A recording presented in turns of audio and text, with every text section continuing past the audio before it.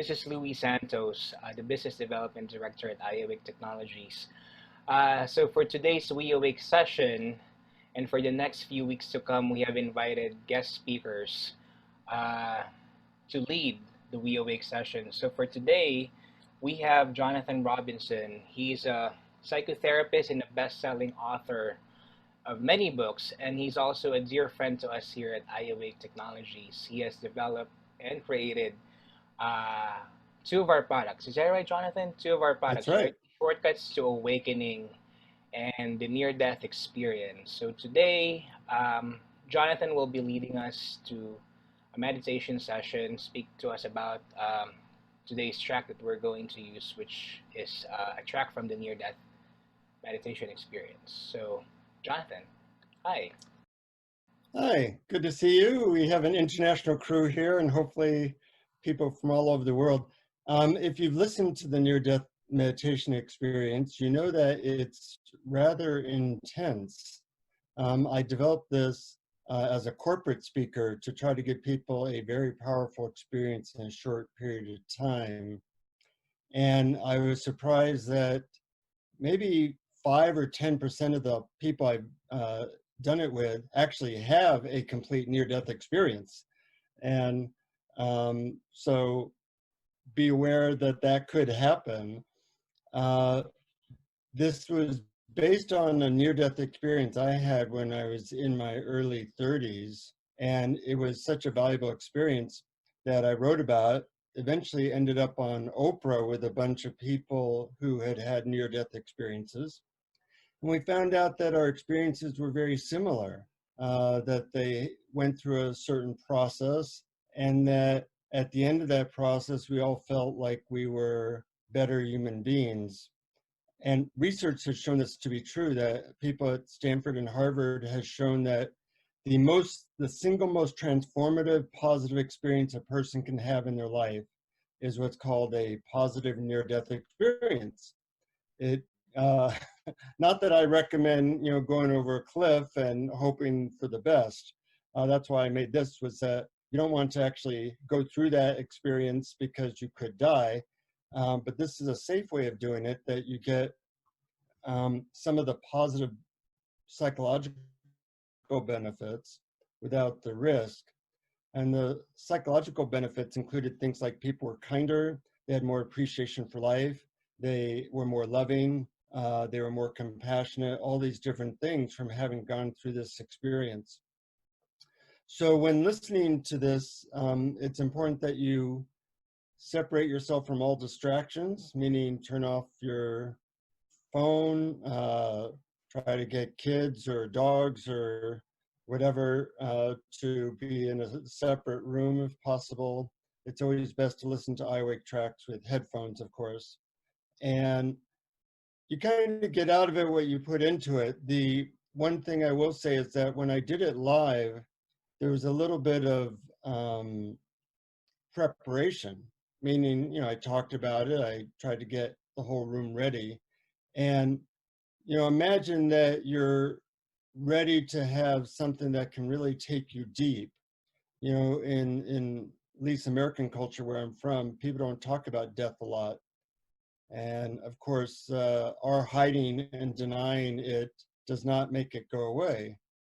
So someday soon, whether it's tomorrow or 30 years or 40 years from now, you are going to go through this process for real.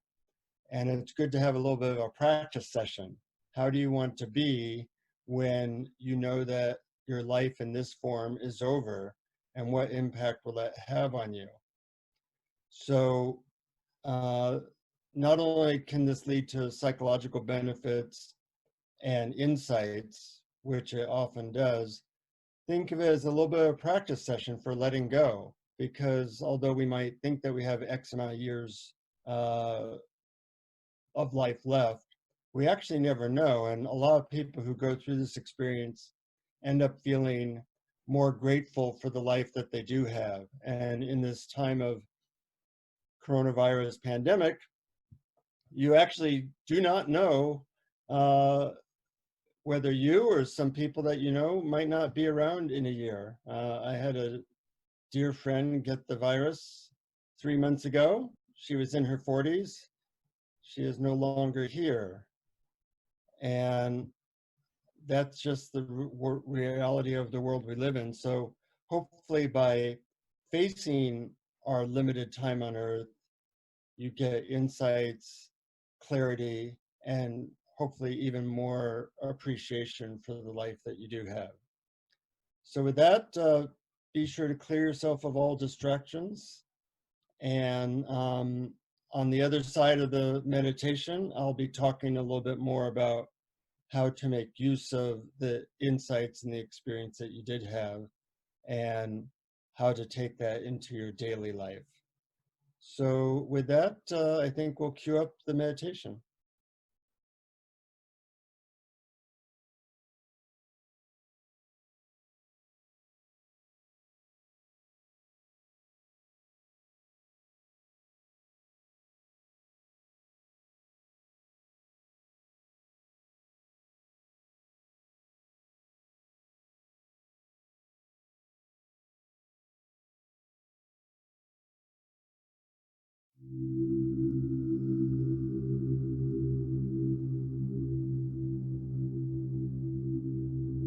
Relax and make yourself comfortable.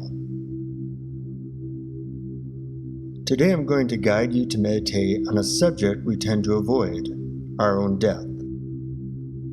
Although we tend not to think about it much, of course, someday we all will die. By meditating on your own death, you'll likely find that new insights and new openings occur for you.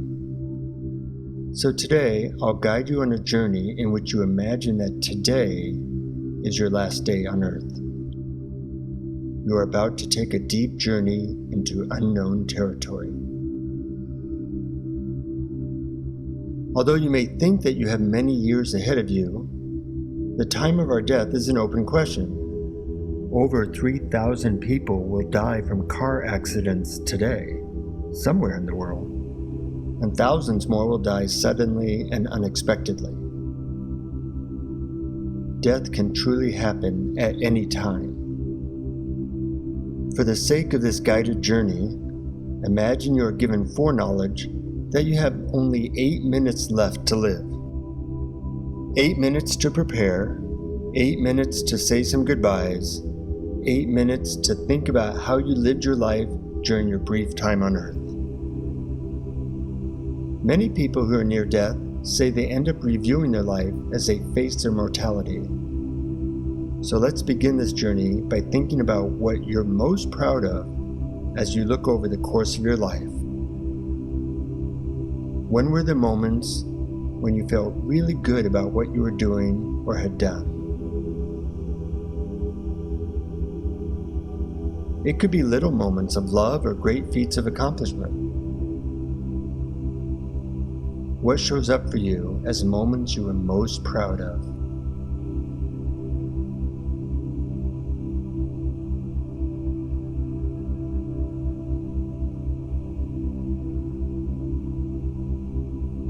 What else were you most proud of during your life?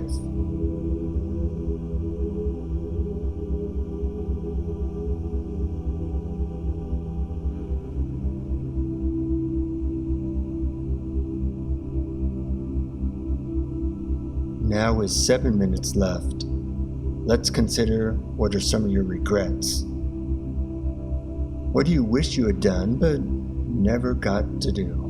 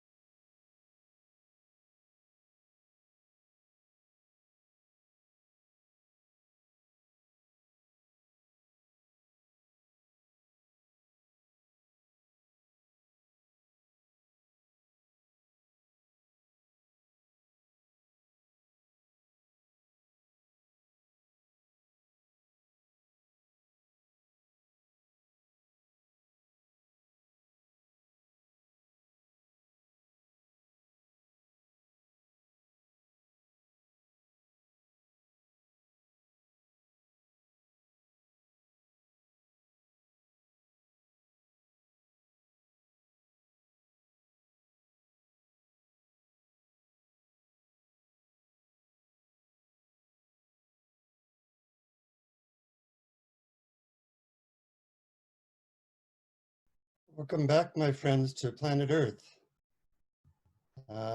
Hopefully you had a good journey. Sometimes that journey can bring up a bunch of stuff. I want to talk about that briefly and how to make use of maybe any insights or feelings that came up. Personally, I like to do this meditation about every 3 months just to see what it shakes up in me. And one of the things that happened to me after my near-death experience is I definitely reevaluated the direction my life was going. And to some extent, we're having that all over the world now, being that a lot of things are shut down, people's lives are disrupted, that it gives us a time to contemplate, are we moving in the direction we want? I know that in America where I live, we're doing that as a country, but we're also doing it as individuals. And we need rituals in our lives in order to help us to do that periodically. You know, it used to be that people went on vision quests. Well, everybody's so busy nowadays that we don't necessarily have the time to take a week off and do a vision quest, but we do have the time to listen to a meditation like this and ask ourselves, well, some of the questions that were in the meditation, like, what could I do to be even happier in my life? That's not a question you get when you go to McDonald's. You know, they don't ask you, what can you do to be happier? They ask, would you like fries with that order? And in fact, even our friends don't ask us that question. So it really comes to ourselves or a program like this, where we're thinking, well, things are okay, but you know, time is short in life. What can I do to make the best use of it? I also like that question, what are you putting off or avoiding? Because a lot of people end up avoiding something like maybe a difficult conversation or doing something that would make their health better, or could be really anything. And when you realize that life is short, it can help to stop avoiding those things and really get to it. When people find out that they have like 6 months left to live, they often get much closer to the people that they really cared about because they realize that this life does not go on forever in this form. And it can really be like a push from behind. And, you know, about once a year, I ask myself, what would I do with 6 months left to live? And then I see, am I actually doing those things? Because if you're not doing the most important things in your life, then you're kind of wasting it. And since we don't know when our time is up, it's always good to look at that, what would I do with 6 months left to live list, and then make sure I'm doing at least some of those things. I have, for those who are on video, I have a couple of diagrams I want to show you. One is a thing that had a definite effect on me, which is, hopefully you can see this okay. It's a line. On this side of the line, it says birth. This side of the line, it says death. And we're all somewhere on that line. Now, I'm 60 years old. In America, we have a life expectancy of about 80, which means that I put myself right about here. That's how much life I have left and how much I've lived. And that visual orientation actually is kind of confronting. You know, it's almost all gone, especially the healthy years. And even if you're younger than me, let's say you're 40 and your line would be here, just that visual representation can kind of be like, it's time to actually get to it. What have I been putting off? And so, you know, I often think, okay, if I only had a year left to live or 6 months left to live, what would I be doing this year? And that sense of urgency has been very helpful for me. It ends up, I don't usually tell this story, but I went to school with Steve Jobs. We were in the same high school together. And we were in the same computer class together in 1973. It's kind of a funny story. I'll just tell it quickly. Uh, he was a senior, I was a freshman, and he was obsessed with this computer that could basically play tic-tac-toe and do nothing else, and was the size of a refrigerator. And you could program it to do a couple other things. And I was trying to do that one day. Only one person at a time could use it. And Steve kind of pushed me off the bench in front of the computer. And I said, "Hey, what's your problem?" Now, we didn't know he'd be Steve Jobs. In fact, we called him Steve Jerk because he was kind of a jerk. And so I said, "What's your problem, jerk?" And he says, "You just don't get it, do you?" And I said, "Get what?" And he said, "This machine is going to change everything. It's going to totally change the entire world." And I looked at this 500-pound tic-tac-toe playing machine, and I said something which has pretty much proven to be right. I told Steve Jobs, "You know, you don't know what you're talking about. You're an idiot." And well, actually, I think maybe Steve got that right better than I did. But really, the world is changing very quickly, and it's unpredictable. Nobody predicted at the beginning of or the end of 2019 that we'd be having a worldwide pandemic. And who knows what future technological things are going to happen, what's going to happen in your or my life. But if you point yourself in the right direction, that's about all we can do.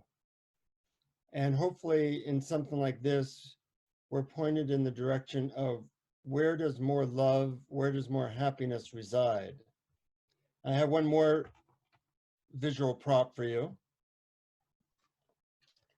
Here it is. Mostly a white piece of paper with a small black dot on it. And I want you to imagine that that black dot represents the biggest problem you currently have in your life. There you go. Whatever that problem is. And people have a relationship with their problem, with that black dot. And for most people, their relationship with that black dot looks a lot like this. Oh my God, it's totally dark.